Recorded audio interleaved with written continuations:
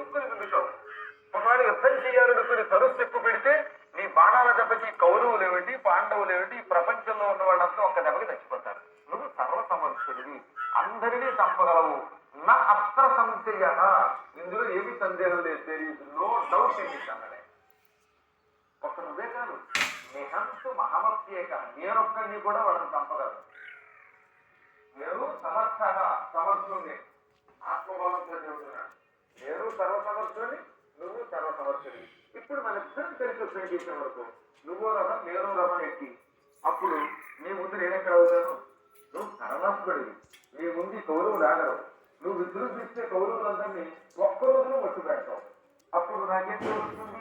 రేపు పొద్దున అందరూ అంటారు కృష్ణుడు జయాన్ని తెచ్చిపెట్టాడు, అర్జునుడికి జీవుడనే పేరు ఉంది కానీ వాడే విజయం పొందలేదు అంటాడు.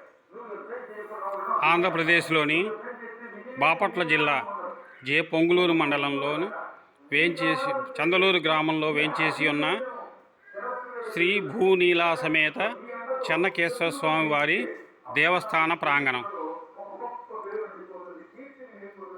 ఇది అచ్యుతరాయలు టైంలో నిర్మించబడినట్టుగా శాసనాలు ఉన్నాయి. అయితే భక్తుల సహకారంతో ఈ చుట్టుపక్కల మొత్తం డెవలప్ చేయటం జరిగింది. కానీ విమాన గాలి గోపురం శిథిలావస్థకు వచ్చింది.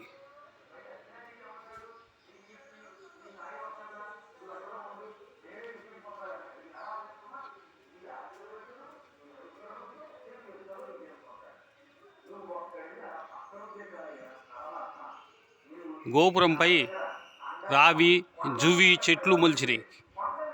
అది శిథిలావస్థకు వచ్చి పడిపోయే స్టేజీలో ఉంది. దీని మరమ్మతులకై చొరవ తీసుకోవాల్సిందిగా